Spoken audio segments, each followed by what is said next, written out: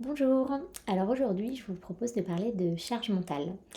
C'est vrai qu'avec nos quotidiens un peu speed, le boulot, les enfants, tous les trucs à gérer, je pense qu'on a tous à certains moments, plus ou moins fréquemment suivant les personnes, mais ce sentiment parfois de se sentir dépassé, un peu sous l'eau, épuisé moralement ou physiquement.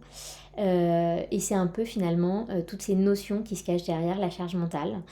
Donc j'avais envie d'en parler, mais de manière la plus simple possible. Enfin, en tout cas, je vais essayer euh, pour réexpliquer ce qui se cache derrière, surtout quels sont les impacts hein, en fait sur nos quotidiens, sur nos vies quotidiennes, et vous proposer des petites astuces ou des outils pour alléger sa charge mentale et en tout cas retrouver un quotidien plus serein. Allez, c'est parti. Alors, la charge mentale, c'est quoi? Finalement, c'est quelque chose d'assez simple à comprendre. C'est quand on a 1000 pensées en tête qui n'ont généralement rien à voir avec ce qu'on est en train de faire. Je suis sûre que ça vous est déjà arrivé. Vous arrivez au travail, vous commencez à faire votre tâche du jour, à préparer votre réunion par exemple.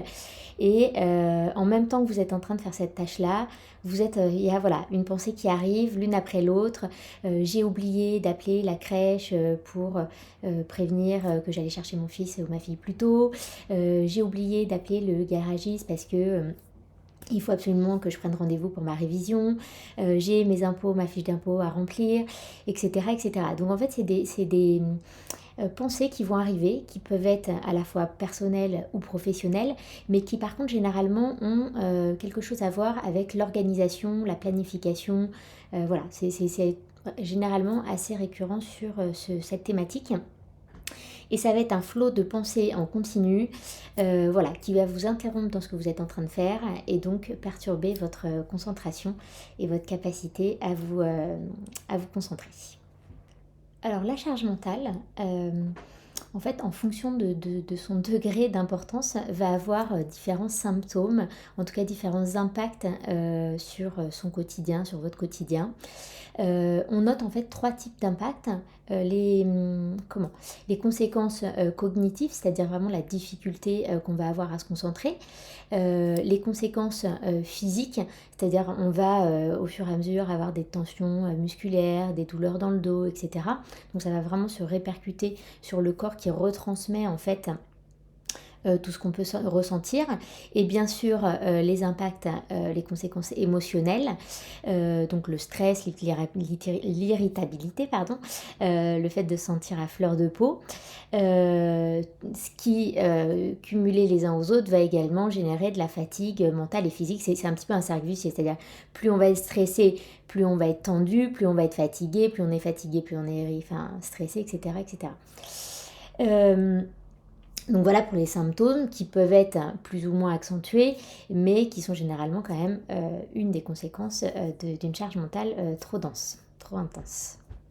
Avant de parler de solutions entre guillemets pratiques pour pouvoir alléger sa charge mentale, on va d'abord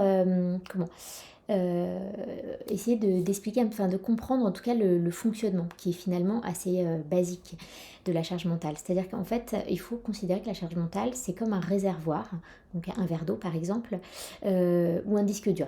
Prenez l'analogie qui vous parle le plus, voilà, en fonction de vos appétences. L'idée en gros, c'est de faire en sorte que ce réservoir ne déborde pas ou que le disque dur ne soit pas saturé. On a tous, je pense, eu déjà dans nos expériences professionnelles ou personnelles un PC avec un disque dur saturé, voilà, saturé. On voit bien que ça rame complètement, qu'on n'arrive plus, on a beau déplacer la souris, essayer de naviguer entre les dossiers, l'ordinateur est complètement à la ramasse, il tourne à 2 à l'heure et on n'arrive plus à faire quoi que ce soit. Bah, finalement, en fait, avec la charge mentale, ça va être pareil. C'est-à-dire que si la charge mentale est saturée, on n'arrive plus à penser correctement, on n'arrive plus à avancer dans nos réflexions. Voilà, on se sent complètement dépassé. On peut se sentir dépassé, épuisé. Voilà, donc l'idée c'est de faire en sorte en fait d'avoir un réservoir de charge mentale le moins plein possible, ou en tout cas de le vider régulièrement. Et on va voir pour ça quelques petites astuces pratiques. Alors, je vous parlais d'astuces pour alléger sa charge mentale. Je vais vous proposer en fait 4 principes. Le premier, c'est de libérer la charge inutile. Le deuxième, c'est de rester des astuces pour rester focus en fait sur ce qu'on est en train de faire. Le troisième, c'est de vider régulièrement le réservoir. Et le quatrième, c'est d'évacuer régulièrement, en fait de réguler le niveau, on va dire. Allez, c'est parti pour le premier. Le premier principe pour libérer la charge mentale, c'est avant tout de libérer la charge inutile. C'est avant tout de libérer la charge inutile. Donc si on reprend l'analogie d'un disque dur, je pense que vous avez tous déjà fait l'expérience, quand on supprime des dossiers, en fait ils ne sont pas supprimés automatiquement de l'ordinateur, puisqu'ils sont d'abord stockés dans la corbeille, et c'est uniquement quand on vide la corbeille qu'effectivement ces disques durs, ces fichiers sont réellement supprimés de l'ordinateur. Donc sur l'illustration ci-après, on voit bien finalement que cette corbeille prend une place sur ce disque dur qui pourrait être finalement utilisé à meilleur escient. Pour la charge mentale, c'est exactement pareil. Il y a un certain nombre en fait de données ou de flux d'informations qui vont constamment être présents dans notre esprit, qui vont nous interrompre à longueur de journée, alors on pourrait finalement se passer de ces flux d'informations, en tout cas les désactiver pendant un certain laps de temps pour libérer de la charge à meilleur escient. Donc la première chose, le premier exemple, ça va être les distractions. On a tous aujourd'hui des pop-up qui vont arriver à longueur de journée parce qu'on reçoit des mails, parce qu'on reçoit des notifications d'applications tierces, WhatsApp, Teams, etc. Donc c'est vrai que, sauf si vous avez vraiment un métier avec une contrainte de disponibilité H24, enfin H24 en tout cas pendant vos horaires de travail, je pense qu'il est important quand on commence une tâche sur laquelle on doit se concentrer de désactiver ces notifications mail, ces notifications Teams, etc. Sur les ordinateurs aujourd'hui, on a quasiment tous cette possibilité de désactiver ces notifications, de se mettre en mode concentration. Donc il faut utiliser ces fonctionnalités le plus possible et pourquoi pas idéalement se fixer des créneaux spécifiques, c'est-à-dire que vous pouvez très bien vous dire j'arrive, je me prends 10 minutes pour consulter les mails le matin, 10 minutes le midi avant de reprendre le boulot et 10 minutes le soir, enfin voilà, avant de partir. En tout cas à vous de fixer ces créneaux en fonction de vos impératifs bien sûr, mais limitez ces distractions quand vous devez être sur une tâche qui demande de la concentration. La deuxième chose, c'est si vous avez moins de 2 minutes, si vous avez une tâche en tête qui prend moins de 2 minutes, vous devez le faire de suite. C'est-à-dire par exemple vous arrivez le matin, vous avez avant de commencer à faire le compte rendu de votre réunion d'hier par exemple, vous vous rappelez que voilà, il faut absolument que vous passiez un coup de fil important. Faites-le de suite, c'est-à-dire que si vous ne le faites pas, en fait ce qui va se passer c'est que vous allez commencer à rédiger votre compte rendu, mais vous aurez toujours dans un coin de votre esprit le fait que vous devez passer cet appel. Et en fait, ça vous prendra vraiment, ça va vous perturber votre concentration, ça vous prendra en fait un espace qui n'a pas lieu d'être. Donc moins de 2 minutes, on le fait de suite et comme ça vous libérera l'esprit et vous serez beaucoup plus facilement focus sur la tâche que vous devez effectuer. La troisième chose, les 3 points suivants, oser dire non, déléguer à bon escient et noter pour partager, en fait c'est surtout un principe finalement de communication. C'est-à-dire que quand on se sent déjà complètement sous l'eau, peut-être avec un emploi du temps surchargé, s'il y a quelqu'un qui arrive et qui nous demande en plus quelque chose, je pense qu'il ne faut pas hésiter vraiment à communiquer. Alors c'est pas forcément évident quand c'est son boss qui vient nous voir en nous disant il faut faire ça, mais si vous sentez que vous n'avez pas la capacité à le faire, il faut vraiment ne pas hésiter à dire non, ou en tout cas à ouvrir les discussions pour expliquer pourquoi vous ne vous sentez pas en capacité de le faire tout de suite et peut-être revoir les priorités. Déléguer, c'est pareil. Je pense que c'est bien sûr un des axes qu'on entend régulièrement sur la charge mentale. Je pense que ça peut être un bon axe, mais malgré tout, j'y mettrais des pincettes. C'est-à-dire que dans une entreprise, alors on est malgré tout régulièrement sous une forme pyramidale. Donc déléguer c'est bien, mais à un moment donné il y a un dernier maillon de la chaîne. Il ne faut pas non plus que ce dernier maillon de la chaîne se retrouve complètement en déséquilibre. Dans ce cas-là, c'est toute la pyramide qui se retrouve en déséquilibre. Donc il faut bien, quand on délègue, malgré tout le faire à bon escient et surtout avec bienveillance, c'est-à-dire s'assurer que la personne à qui on délègue a cette capacité en fait de recevoir et d'encaisser la tâche. Donc c'est pareil, toujours cette histoire de communication. Le troisième axe en termes de communication, ça va être en fait de noter les procédures. C'est-à-dire qu'en fait, quand on a une procédure, une tâche qu'on fait de manière assez répétitive, plusieurs fois par semaine, ou même peut-être tous les 6 mois, enfin, quelle que soit l'échéance, si on sait qu'on l'a fait de manière récurrente, ça va être beaucoup plus simple en fait de l'effectuer. En tout cas, ça vous demandera beaucoup moins d'énergie d'effectuer une tâche si vous avez une procédure sur laquelle vous reposez. Alors peut-être que vous la connaîtrez par cœur et qu'à un moment donné vous n'aurez plus besoin de cette procédure écrite. Peut-être qu'à ce moment-là elle servira à d'autres personnes qui à un moment donné devront prendre le relais. Mais si à un moment donné vous tombez sur une journée où vous n'êtes pas dans les vous vous sentez fatigué, etc., vous aurez toujours ce petit backup, se dire ah bon en fait voilà, j'ai pas besoin de réfléchir, je sais que j'ai mes étapes à suivre. Ça vous fera gagner du temps, ça vous fera gagner de l'énergie. Et en plus ça permettra, voilà, si un jour vous êtes absent, s'il y a besoin, quelqu'un d'autre a besoin de consulter cette même procédure, d'avoir vraiment un partage au sein de l'équipe. Et voilà, le fait vraiment de pouvoir se reposer sur ces procédures écrites libère réellement la charge mentale. Le dernier point qui est vraiment important, c'est-à-dire que là on voit qu'on libère de l'espace inutile, de la charge inutile, donc ça c'est bien, mais en fait dans une journée, c'est pas parce qu'on libère de l'espace qu'en fait on n'a pas des tâches qui rentrent au fil de l'eau, on a toujours des tâches qui rentrent au fil de l'eau. Donc l'idée c'est de savoir bien gérer ces tâches entrantes. Alors hop, je vous demande juste un petit instant. Touc.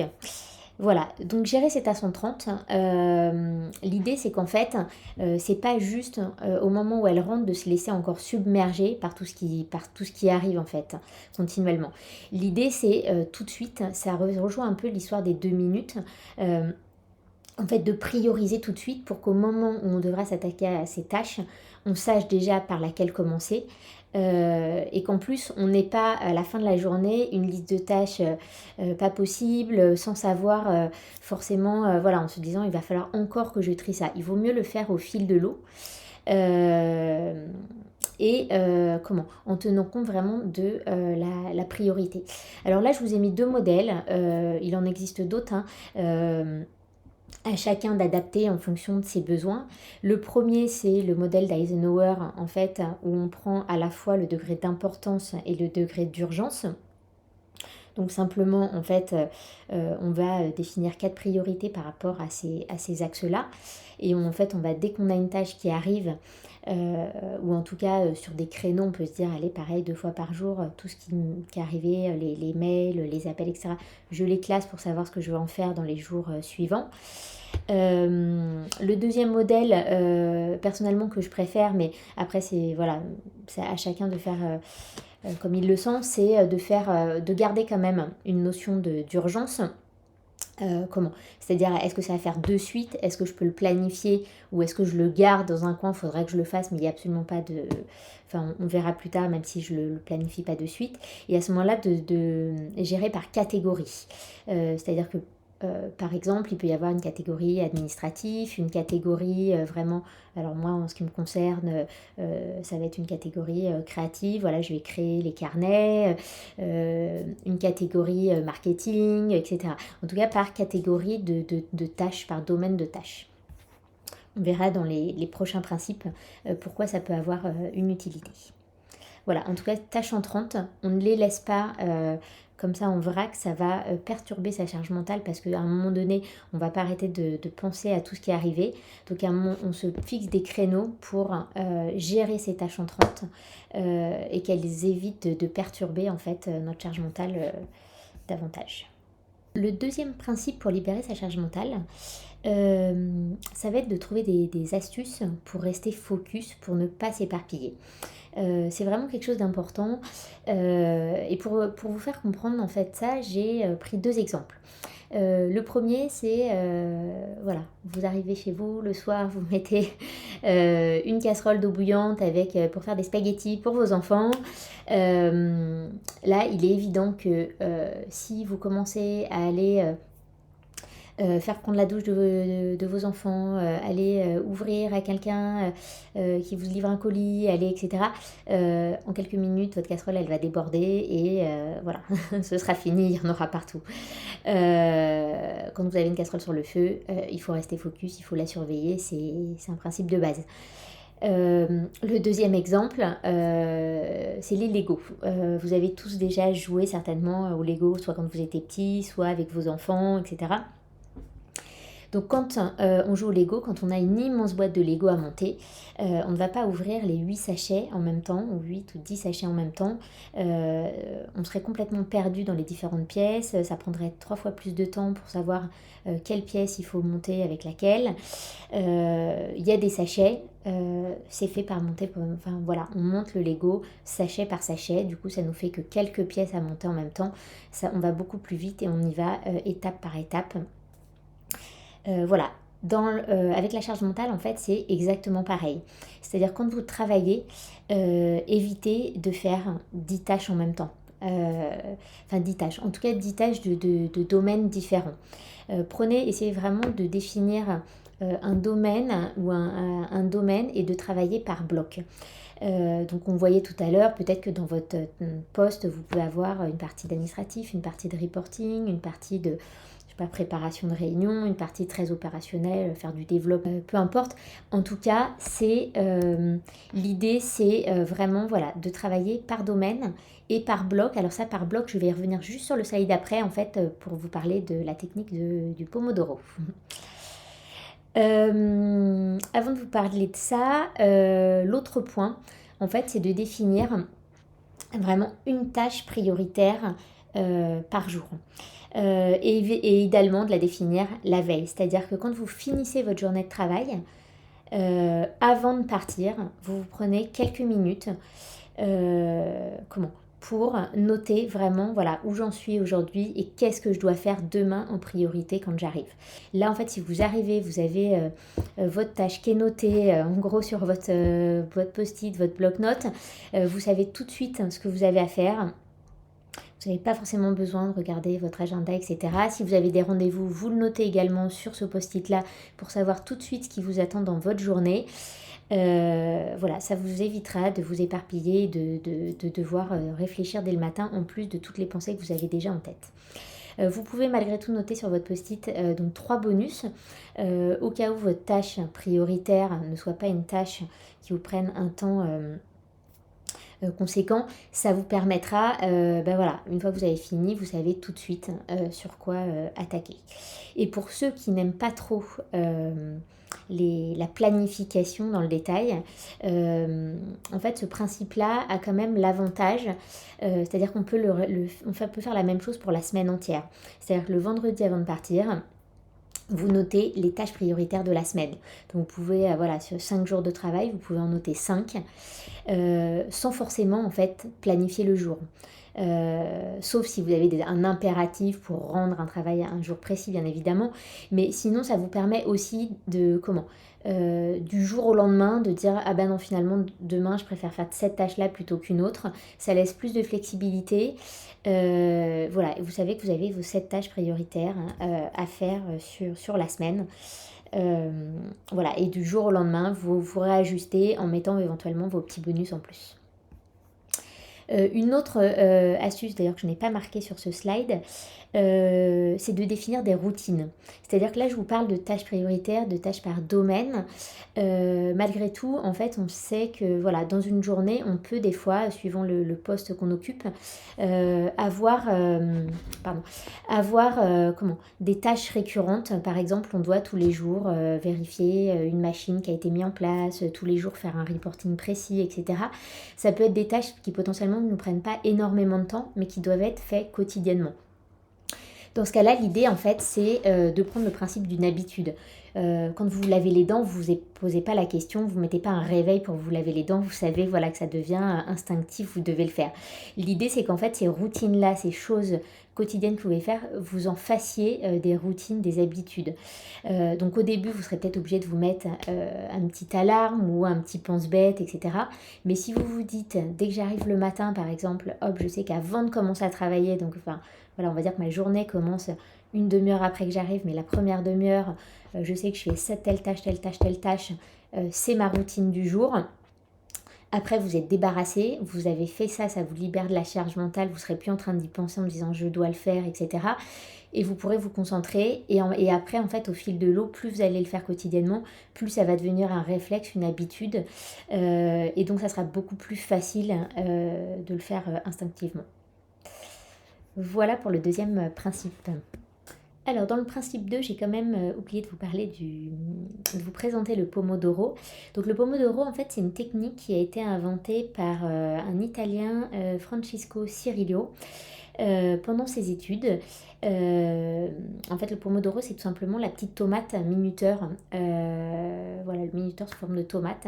Et il utilisait cet instrument pour planifier, en fait, pendant ses études, ses phases de concentration, de révision. Donc ça se présente sous la forme de petits schémas où en fait, du coup, un Pomodoro, c'est vraiment une phase où on va vraiment se concentrer sur une tâche, donc un bloc de travail, suivi d'une pause assez courte, un autre Pomodoro, une pause, etc. Donc on fait 4 Pomodoro, 4 Pomodori d'ailleurs, je crois que ça se dit derrière, suivi d'une pause plus longue. En fait, c'est vraiment l'idée de faire des pauses très courtes entre chaque Pomodoro pour laisser la possibilité en fait au cerveau de retrouver ses esprits et de pouvoir plus facilement en fait se reconcentrer à nouveau. Tout ça, quand on se concentre généralement, enfin, à un moment donné, on a besoin de lâcher prise un petit peu, d'où ces courtes pauses. Et une plus longue pause avant de reprendre un cycle. Voilà, tout simplement parce que les pauses permettent, enfin on le verra un petit peu plus tard d'ailleurs sur les slides, mais vraiment de lâcher la pression finalement, ce qui va libérer de la charge mentale. Voilà, donc après ça c'est le modèle Pomodoro classique, assez connu. L'idée c'est pas forcément de le suivre à la lettre en fait, l'idée c'est de l'adapter vous en fonction de votre capacité de travail, de vos habitudes, de votre motivation, etc. Personnellement, par exemple, je ne vais pas avoir les mêmes Pomodoro suivant les domaines sur lesquels je travaille. Si je fais une tâche administrative un peu rébarbative, concrètement, je vais faire effectivement des Pomodoro assez courts. Si par exemple je suis sur une tâche de création parce que je suis en train d'écrire un carnet et que là je m'éclate complètement, je vais faire des Pomodoro beaucoup plus longs parce qu'en fait j'ai l'impression de m'amuser et que je vois pas le temps passer. Donc après à chacun, enfin voilà, à vous d'adapter les Pomodoro ou en tout cas le rythme pour qu'ils vous conviennent au mieux. Mais l'idée c'est vraiment en fait, et ça c'est vraiment important, d'alterner des phases de travail, des pauses. Sachant que les courtes pauses, ça peut être tout simple, hein, ça peut être se lever de son bureau, ne serait-ce que pour se mettre debout, pour voilà, refaire circuler de l'énergie, faire 3 pas, etc. Mais faites ces pauses, on y revient sur le 4e principe. Alors, le 3e principe pour libérer sa charge mentale, c'est tout simplement en fait de vider le réservoir avant de le re-remplir. Parce que malgré toutes les actions qu'on aurait pu mettre en place, de libérer la charge inutile, etc., en fait le réservoir va se re-remplir continuellement. Et donc voilà, l'idée c'est vraiment tous les soirs, on fait le vide avant que la journée suivante recommence et que le réservoir se remplisse. L'intérêt majeur, c'est déjà effectivement de libérer la charge mentale, surtout de vous permettre de passer une bonne nuit. C'est-à-dire que souvent, quand on a sa charge mentale qui est intense, qui est dense, on va avoir tendance à ruminer le soir, hein. Vous savez, on arrive dans son lit, on dit ah là là, j'ai ça, ma journée elle s'est passée comme ci, comme ça, il faut que je pense à ça, enfin voilà. Ben, en fait, toute cette rumination, c'est ça qu'il faut faire sortir, qu'il faut évacuer en fait avant d'entamer une nouvelle journée. Donc une technique qui est très simple, dont on ne parle pas si souvent que ça et en fait qui est vraiment sur lesquelles il y a eu plusieurs études, plusieurs universités. Voilà, pour démontrer vraiment les bienfaits, c'est d'écrire. C'est-à-dire que l'écriture, ça permet en fait, finalement, on va déverser sur le papier tout ce qu'on a en nous, toutes nos pensées. Voilà, et ça permet d'alléger la charge mentale, ça permet aussi d'ancrer le positif. Alors là, inutile de faire de la littérature, hein. Vous prenez un carnet de brouillon ou des feuilles comme ça volantes, peu importe. L'idée c'est de voilà, d'écrire vraiment tout ce qui vous passe par la tête. Vous racontez votre journée, vous racontez ce que vous ressentez, que ce soit un sentiment positif, si vous avez eu peur de quelque chose, si vous avez été mal à l'aise avec quelque chose, si vous racontez tout ce que vous avez en tête. Ça prend pas plus de 3 minutes. Alors c'est pas parce que vous allez le faire une fois que ça va être révolutionnaire, hein. Il faut le faire tous les jours, mais vraiment ces 3 minutes c'est vraiment magique. Enfin voilà, je vous le conseille vivement. C'est pas forcément naturel, donc c'est vrai qu'il faut prendre le pli. Donc là c'est pareil, je vous conseille vraiment de mettre un déclencheur, c'est-à-dire que vous vous dites je le fais systématiquement avant de me coucher ou après ma douche ou après, enfin voilà, il faut qu'il y ait un déclencheur, que ça vienne juste après quelque chose que vous ayez l'habitude de faire régulièrement ou juste avant quelque chose, voilà, qui est déjà ancré dans votre quotidien. Le principe 4, le dernier, en fait, ça rejoint la technique du Pomodoro qu'on a vu juste avant. C'est simplement en fait de réguler le niveau en fait de charge mentale et d'évacuer la pression régulièrement. Donc on a vu dans le Pomodoro qu'il y a des blocs de travail et des pauses. Ces pauses, elles sont vraiment essentielles. C'est en fait vraiment le cumul de toutes ces petites astuces qui vont faire que le niveau va baisser. Les pauses en font partie et sont vraiment un fondement. C'est-à-dire que, alors je vous dis pas, vous êtes en entreprise, l'idée c'est pas non plus d'aller faire 1 heure de pause, rester à la machine à café, etc. Hein, c'est pas, mais simplement faites des petites pauses. Alors là, je vous en propose 2. Après, à vous de définir ce qui vous plaît, hein. Mais ça peut être voilà, simplement de bouger. On se lève toutes les heures ou entre chaque Pomodoro, on se lève de son bureau, on fait 3 pas, on marche jusqu'au bout du couloir. Ça va permettre en fait de remettre en mouvement tout simplement le corps, de refaire circuler l'énergie et ça va jouer vraiment sur abaisser le niveau d'épuisement que vous aurez en fin de journée. La respiration, elle va jouer principalement, elle, sur la relaxation, en fait, la détente pour éviter le stress, pour lâcher prise. Donc là, je vous propose juste des petits exercices pratiques. Alors, je suis absolument fan de sophrologie dynamique parce qu'en fait, ce sont des exercices qui vont mêler les deux, c'est-à-dire à la fois le mouvement, la mise en mouvement du corps et à la fois la respiration. Donc qui va permettre à la fois d'apaiser les tensions physiques, de refaire circuler de la bonne énergie et d'apaiser le niveau de stress, etc. Donc là, un des exercices que je vous propose, on peut le faire ensemble en fait, ça sera beaucoup plus parlant. Hop. Alors, je ne sais pas si ma caméra, ça va aller. Je dirais que je ne suis pas bien de plein pied, mais bon. Donc l'idée, en fait, ça va être dans un exercice sophrologie dynamique, généralement, on répète 3 fois les exercices. Donc là, en fait, on va fermer les yeux. On va d'abord respirer calmement. Enfin voilà, on inspire par le nez, on expire par la bouche. on va serrer les poings pour cet exercice-là, puisque c'est l'exercice en fait de pompage des épaules. Donc on serre les poings, on tend les bras et en fait on va d'abord inspirer, on bloque la respiration, je vais vous le montrer après, et on va faire des petits mouvements comme ça avec les épaules qui vont permettre vraiment de relâcher toutes les tensions qu'on peut accumuler dans les épaules. Et au moment où en fait on a fini ces petits mouvements, on relâche les bras et là on va expirer pour vraiment détendre l'ensemble du corps. Donc voilà, donc je vous montre une fois. Alors.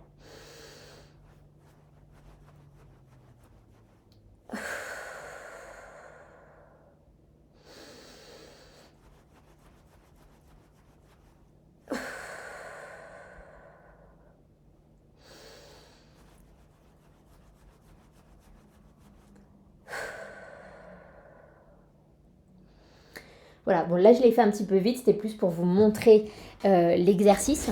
Mais ça vraiment, voilà, c'est quelques minutes par jour, c'est vraiment pas beaucoup. Alors c'est comme tout, hein, c'est pas quelque chose qu'on va faire une fois et ça va révolutionner. C'est vraiment la sophrologie dynamique, c'est comme la respiration, c'est comme là quand on parlait de bouger, etc. C'est des petites habitudes en fait qu'il faut faire régulièrement pour vraiment sentir un effet bénéfique.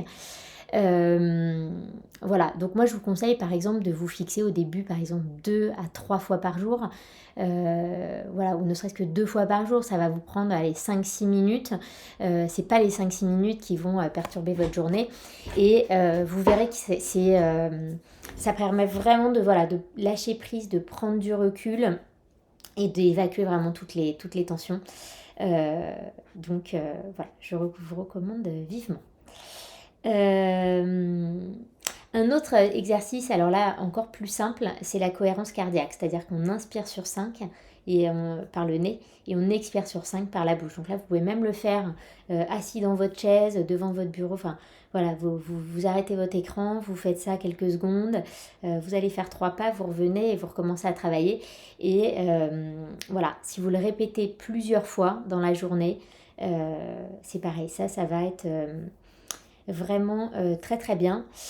Je vous ai mis là-dessus 2 petites applications, Respiration Pranique et Respirelax, qui sont 2 applications qui vont facilement vous aider à faire les exercices de respiration, parce qu'il y a vraiment des petits dessins qui vous permettent de voir quand inspirer, quand expirer, et qui vous permettent aussi de mettre des petits rappels.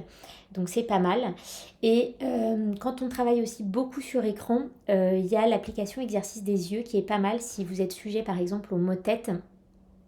Ça permet en fait de faire des petits exercices de type orthoptiste qu'on peut faire chez l'orthoptiste et qui vont éliminer en fait, qui vont aider à ne pas avoir trop de fatigue des yeux.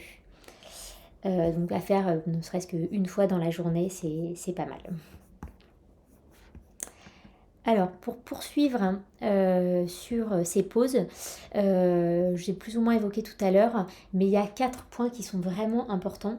Quand par exemple, là, si vous décidez de faire par exemple de la sophrologie dynamique ou plutôt de la marche, etc., quand on met en place en tout cas une habitude, c'est de définir, d'être clair sur votre pourquoi, c'est-à-dire quelle est mon intention, ma motivation. Est-ce que je suis complètement stressée, donc ça va être ça ma motivation, ça va être de me dire je veux vraiment gagner en sérénité. Est-ce que en fait je me sens fatiguée physiquement, donc je veux gagner de l'énergie. Voilà. À vous de définir en fait quel est votre pourquoi et donc quelle va être votre motivation. Ça va être vraiment important en fait en termes de justement pour vous motiver à mettre en place cette habitude. Définir un déclencheur, c'est ce que je disais tout à l'heure, c'est-à-dire vraiment définir à quel moment je réalise ces actions. Donc là, ça peut être à chaque fin de Pomodoro si vous mettez en place ce système-là. Ou alors, à chaque fin de Pomodoro, vous préférez des pauses beaucoup plus courtes, par exemple, juste faire 3 pas dans le couloir. Et à ce moment-là, vous réservez ces exercices de sophrologie, par exemple, ou de respiration, par exemple, le midi, juste après votre pause café, ou le matin, ou le soir, ou les 3, idéalement. Voilà, mais en tout cas, qu'il y ait un déclencheur, en fait, c'est-à-dire que vous prenez un événement de votre journée qui est déjà ancré dans vos habitudes, et vous y ajoutez avant ou après la nouvelle habitude à mettre en place. Et surtout de vous fixer des petits objectifs. Ne vous dites pas je vais faire l'exercice de pompage des épaules 10 fois par jour alors que vous venez de démarrer. Autant commencer à 1 fois, 2 fois, éventuellement d'augmenter au fil du temps, mais même moi qui le pratique depuis déjà des années, en fait je le fais jamais plus de 3 fois par jour, parce qu'après je sais qu'à un moment donné si je me fixe plus, ça risque de faire trop et je risque de plus le faire. En fait c'est pas l'objectif, l'objectif c'est vraiment de le faire tous les jours. Donc vaut mieux le faire 1 fois par jour mais tous les jours, plutôt que de le faire 3 fois un jour, puis 3 fois la semaine d'après, etc. Donc essayez vraiment d'être régulier dans votre pratique. Et pour ça, de vous fixer des petits objectifs, ça sera largement mieux de le faire régulièrement, des petites fois, mais régulièrement, plutôt que trop peu souvent. Voilà, et vous avez une super appli en fait, ultra simple, pour suivre vos objectifs, d'ailleurs, qu'ils soient sur des habitudes comme ça ou autres, c'est TimeCap. Je vous laisse regarder par vous-même. Alors ça y est, je pense qu'on a fait le petit tour des astuces et conseils que je voulais partager avec vous aujourd'hui sur la charge mentale. Voilà, l'idée en fait c'est que vous puissiez reprendre un petit peu la liste des astuces proposées et peut-être d'en sélectionner pour commencer 2 ou 3, de vous les approprier, de voir ce qui fonctionne sur vous et de les adapter en fait à votre façon de fonctionner, voilà, pour que ça colle au mieux finalement à votre quotidien et pour que vous choisissiez ce qui vous apporte le plus de bénéfices. Donc je pense qu'il faut tester et puis tester au moins une petite semaine certaines choses et faites le bilan à la fin de la semaine et puis après si ça marche, vous continuez, sinon vous testez autre chose. Mais surtout, voilà, accordez-vous des pauses régulières, même si c'est 3 minutes, on va marcher, on monte l'escalier, on redescend. La respiration, je ne pourrais que la recommander. Et l'écriture du soir, pareil. Voilà, donc des micro-pauses, on limite les distractions et on pense à soi.